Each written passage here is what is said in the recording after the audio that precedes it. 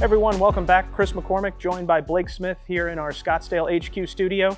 And today we're taking a look at a new offering from Bettinardi. And this is a brand new offering in a new category for Bettinardi. So we've got CB24 and MB24. So brand new irons. Blake, why don't you give us a rundown what we're taking a look at today? Yeah, so Bettinardi has come to the table with irons. I think everybody knows that Bettinardi is synonymous with really high quality putters and wedges, high quality forging. So they're gonna bring that process into the irons with the MB and the CB. These are really pretty.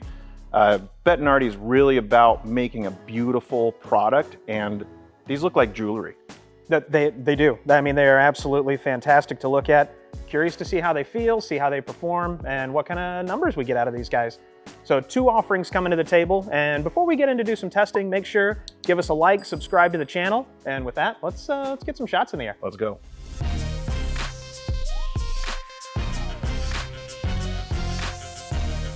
All right, Blake, in the hitting bay here, we're going to start out with MB24. So this is going to be a little bit more of that player-oriented head, not quite as much offset, a little thinner top line, a little more workability, player-friendly design. Yeah. So both of these, 1025 carbon steel, molded, forged construction.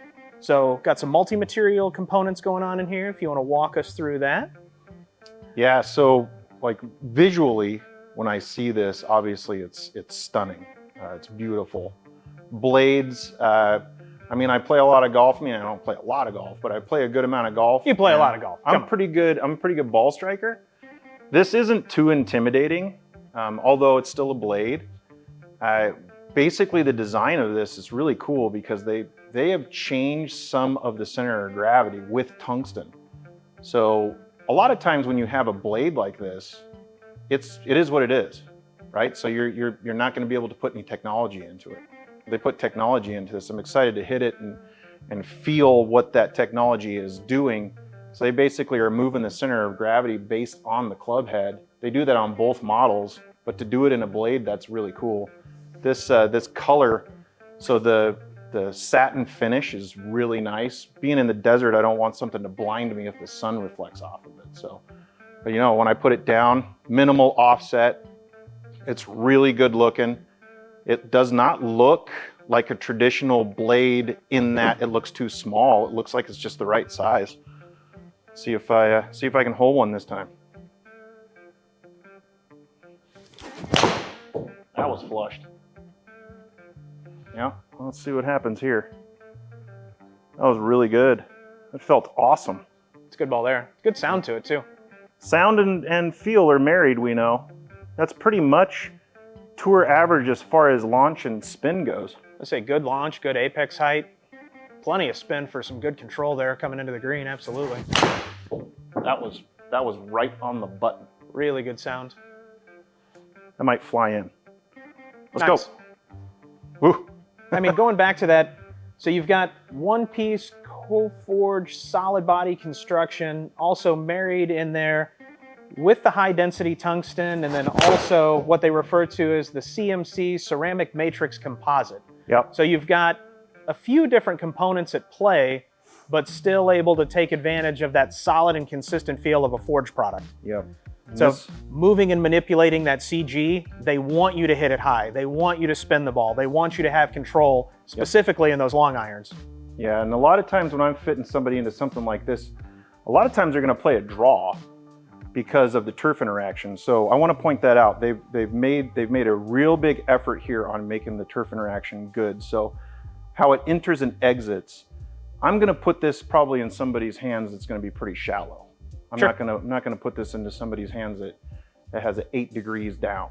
So they're going to probably have to come from the inside and hit little draws, or if they cut it, they're going to have to not cut it too much, like where I'm doing it right now. I just know that this would dig pretty good on me, so okay. I would probably go 7-iron down. So these are built to be blended. So as you're going to see with the next one, they look really similar from the top, and the technology is about the same. So it's a really cool design. I'm gonna hit one more and see if I can make it. Maybe I should draw it in this time. See, I tried to draw it and I chunked it. The one-handed follow-through. Wow, it got up there. That's pretty good for a blade. Wow. All right, last one. A little better sound there. Just trying to draw. I smoked that. Say for a natural cutter of the golf ball, that was a nice tight little draw. That was really good. Let's see what the spin said. That's good for a draw. That's really good. 55, 59. Outside it's going to spin a little bit more. This is really good. I mean, at the price point too, I mean, it's a really, really, really well done golf club, and the price point's not really all that high. So for what it is, right? So when people look at Bettinardi, like, oh, premium, ultra premium, it's not cheap, but it's in a really good category. Let's transition into CB, something a little more forgiving, a little softer on that leading edge, doesn't want to dig quite as much, might be a little more player friendly in those longer irons for us.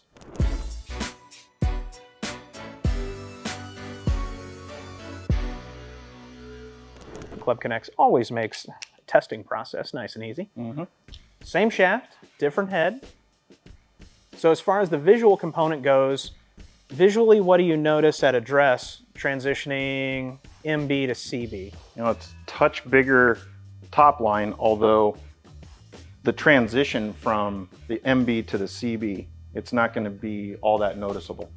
It does have more offset, but you need more offset when you go into the longer irons. Sure. Just because of the construction.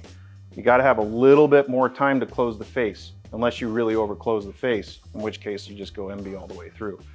They put an emphasis on blending the set. A lot of tour players do that, and more good players do that. I will give people an option. They'll hit both of these and then they make the decision, because they're the ones that are going to have to play that 7-iron and they know their ability. But I mean, you could get away with it for sure here. So 29 degrees here on the loft, and we talked about that CG placement and progressive CG being a little bit lower in those long irons, also a little higher in the short irons, really focusing on playability and adaptability for controlling trajectories. Yeah, curious to see it. Let's rip a few. All right. Okay, that was really good. That's way up in the air. Great sound. Yeah, that thing, these are easy to launch. Right? Wow, okay. All right, get real tight. Well, that's an interesting takeaway. So, I mean, for a player that wants something that's more traditional and getting into that forged category, in 17 degrees at 6,300, plenty of spin. And I mean, that thing, 38 yards in the air. Right up in the air. Is up there. Yep, and for a 6-iron, you want to hit it higher. Absolutely. Yeah, so many players struggle with getting the ball airborne and then producing that descent angle that gives them that control and holding power coming into the greens. That's a dart. Nice. Yeah, this feels really good. This is probably where I would split the set. So I'd go wedge, 8-iron, 9-iron, or 9-iron, 8-iron, 7-iron, and then 6-iron to 4-iron in the CB. So that's where I think I would probably go. I'm gonna be CB guy all the way through.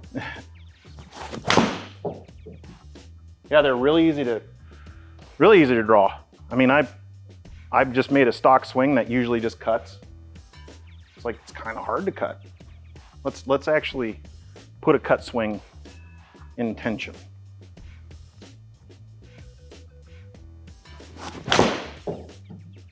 Stay straight. Just trying to. So, definitely good takeaway for our viewers out there that are curious about how these perform and also how they differentiate. Yeah. So, I mean, CB, we're seeing plenty of spin. Yeah. Easy to launch. Way up in the air. And also easy to turn over. Yeah, they're easy to hit. For a player that wants to get into that category, that likes to see the ball move right to left, that may be a little bit on that low launch, low spin category like myself, Yep.